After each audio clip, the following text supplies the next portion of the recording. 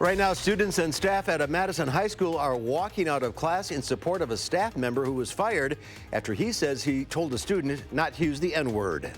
And UW-Madison officials are investigating a series of signs posted across campus protesting the treatment of minority students. From the Channel3000.com Alert Center, this is News 3 Now at noon. Good afternoon, I'm Mark Kane. Thanks for joining us. Madison West High School students and staff are walking out of classes today to protest after a staff member was fired for allegedly using a racial slur. He's a good man, and when good people like that, he's a joyful guy. I've never seen him say anything negative about no one. He never treated anybody in a bad way or said anything bad or harsh to anybody. Even when sometimes he gets harsh things said to him, he take it in stride, cheerful. The walkout is in support of security assistant Marlon Anderson. He is filing a grievance after his termination and says the district should consider the context in which he used the slur.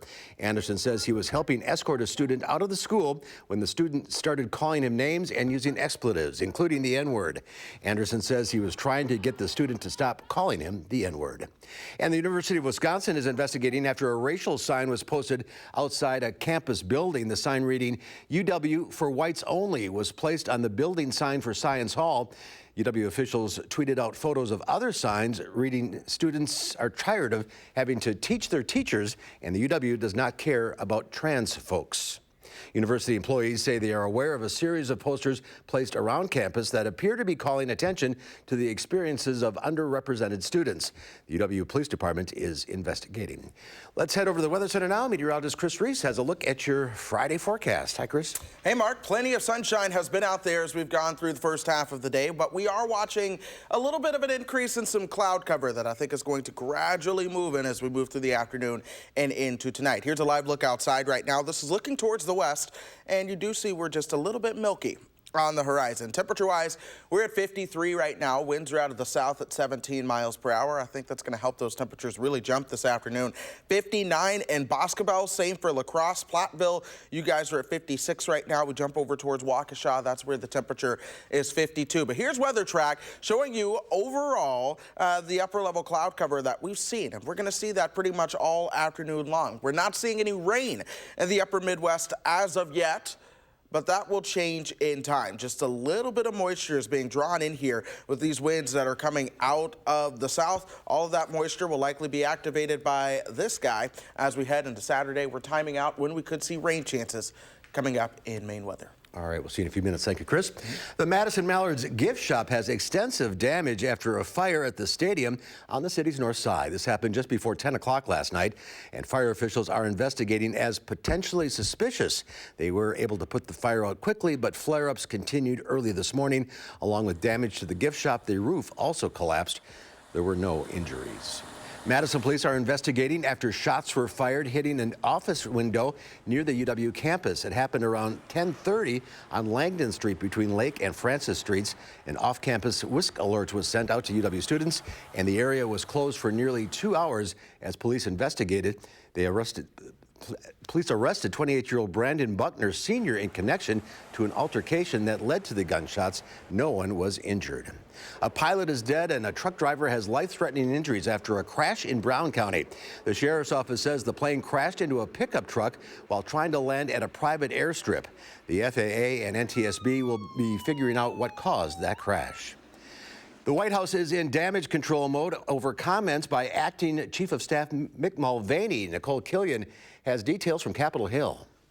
He's like, look, this is a corrupt place. I don't want to send them a bunch of money. Acting White House Chief of Staff Mick Mulvaney appeared to link the president's decision to withhold nearly $400 million in military aid to Ukraine with a debunked theory that Ukraine secretly helped Hillary Clinton and 2016 election meddling originated there. Did he also mention to me in the past that the corruption related to the DNC server? Absolutely. No question about that. But that's it. And that's why we held up the money. Reporters gave Mulvaney a chance to clarify his comment during a White House briefing. To be clear, what you just described is a quid pro quo. It is funding will not flow unless the investigation into the Democratic server happened as well.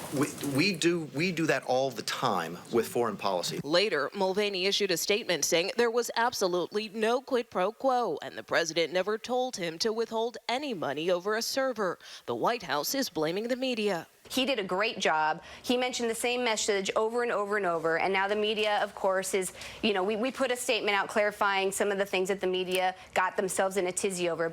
Democrats running the impeachment inquiry against President Trump pounced on Mulvaney's comments, calling them a confession. He can back it up now that he's recognized what he has said, but he said essentially what the president said, which was they used $390 million of U.S. taxpayer dollars to leverage the Ukrainians to help Donald Trump in his upcoming election. Mulvaney worked with Energy Secretary Rick Perry and Ambassador to the EU, Gordon Sondland, on the president's Ukraine policy. Sondland testified about his role in Ukraine Thursday, the same day Secretary Perry announced his resignation from the Trump administration.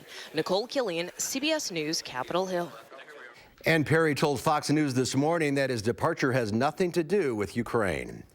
Christina Koch and Jessica Meir are performing the world's first all-female spacewalk. The International Space Station needs a repair due to a faulty battery charger. In a space first, the two women stepped outside to replace it this morning. Meir is a 43-year-old PhD. She speaks 3 languages and enjoys hiking, but has never gone for a walk like this. Koch has made 3 prior spacewalks, but never before with another woman. I do think it's important because of the historical nature of what we're doing, and that in the past, women haven't always been at the table. The historic float comes several months after another all-female spacewalk was canceled because NASA didn't have enough spacesuits in the right size. A reminder to our viewers that if you have a TV in your home that uses an antenna, not cable or satellite, you need to rescan that TV. Our signal moved to a new frequency today. Right now, we have a live phone bank open to answer your questions and guide you through the rescan process. The number is 274-4000, 274-4000. That's open until 6:30 tonight. You can also find instructions on channel3000.com. And there's more to come on News 3 Now at noon. Up next, we'll see what Howard's working on in the Mr. Food Test Kitchen. If every day around 4 o'clock you find yourself asking, what should I make for dinner? You're going to love what we're making today.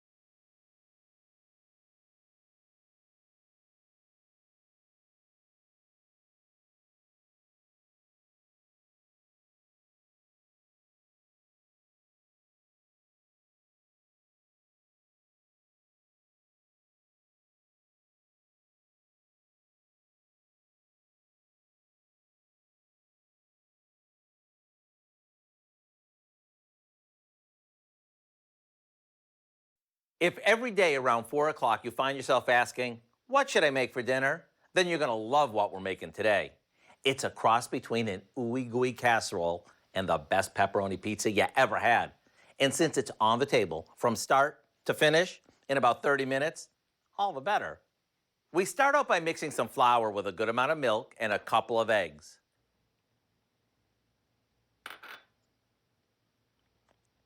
After that's well mixed, we stir in lots of Munster cheese that we've cubed up,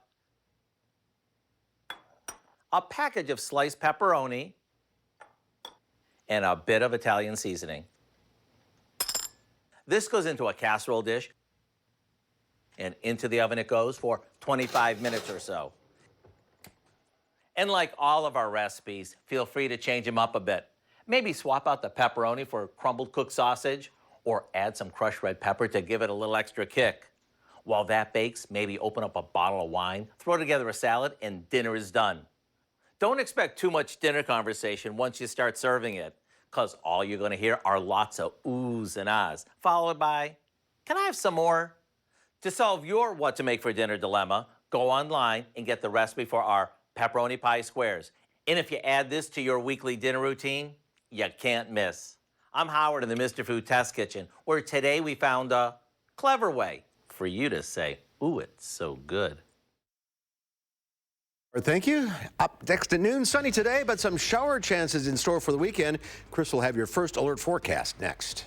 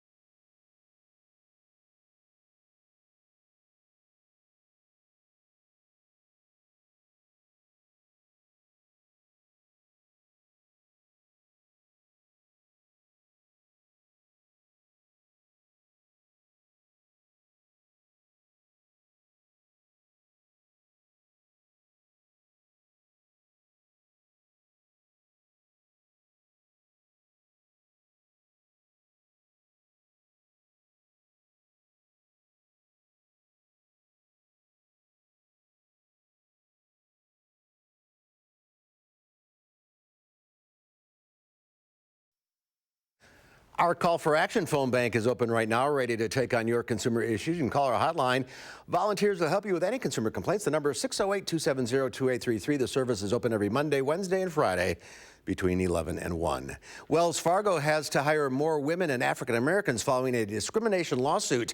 And you can rent Barbie's Malibu dream home on Airbnb. Diane King Hall has your Money Watch report.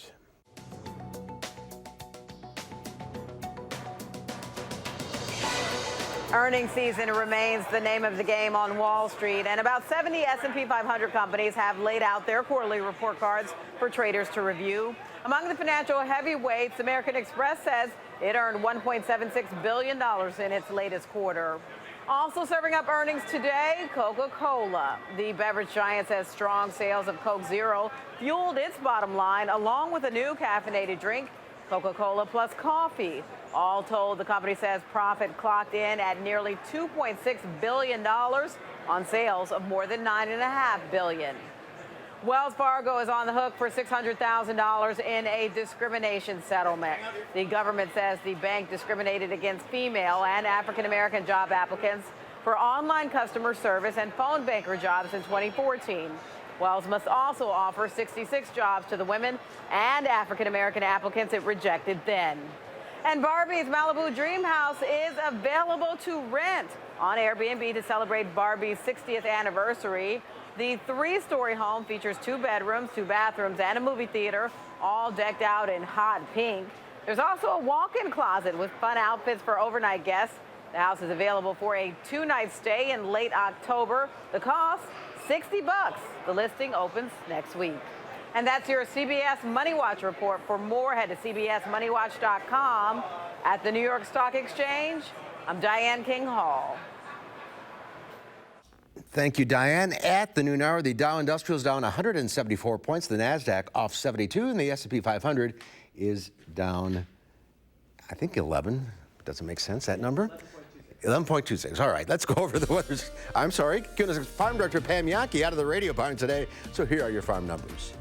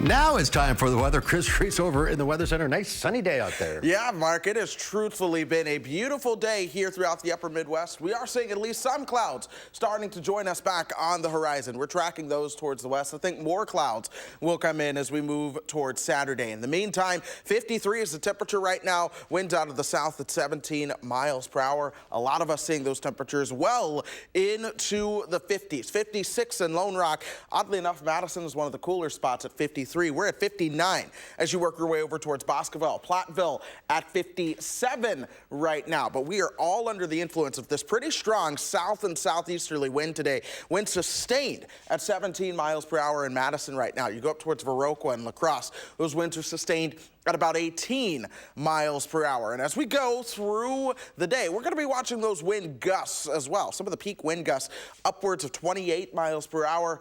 I think they get stronger as we head towards tonight. We put this into motion, and overnight tonight, we could see those wind gusts anywhere from 30 to 35 miles per hour, perhaps upwards towards 40 miles per hour, especially the further you are towards southeastern Minnesota. That'll move through during the overnight hours. We'll still be breezy as we wake up tomorrow, but then we'll start to notice those winds begin to subside as we head into tomorrow afternoon and evening. These winds are going to be ahead of the next cold front that's coming our way, and already we're starting to see a little bit more in the way of some cloud cover ahead of that cold front. A lot of it's upper level, so the sun is still able to shine through this cloud cover, but I do think we will be seeing more and more of that. Here's the setup right now. High pressure over the Ohio Valley. It's keeping us dry. That's keeping the nice weather around, but pay attention to the winds that are moving out of the south and southwest. This is tapping into what little bit of moisture that exists down across parts of the southern Midwest right now. All of this is streaming towards the north.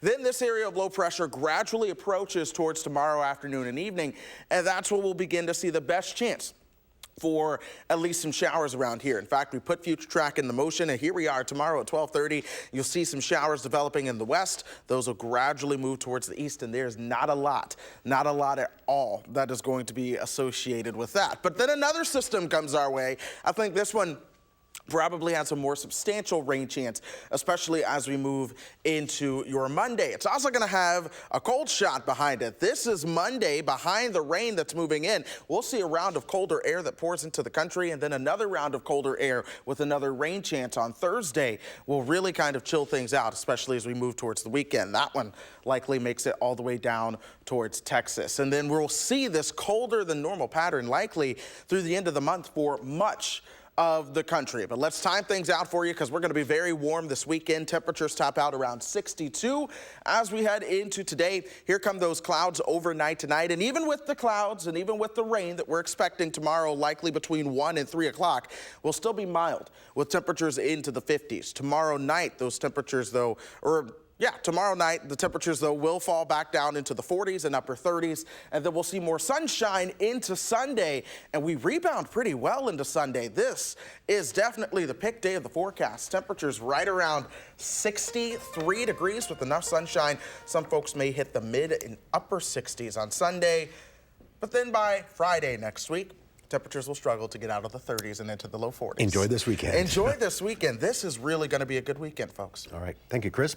Next at noon, in Iowa, a woman is able to get her father the recognition he deserves. We'll explain how the Marines came to officially confirm he was one of the men in the iconic Iwo Jima photo. We'll be right back.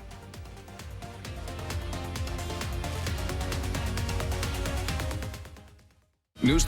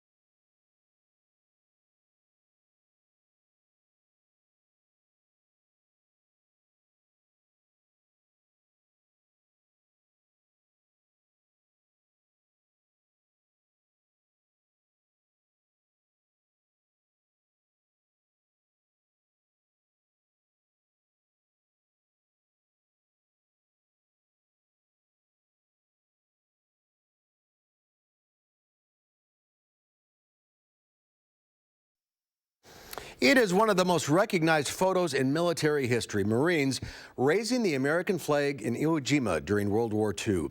More than 70 years later, the U.S. Marine Corps has properly identified one of the 6 men. Taylor Holt has the story.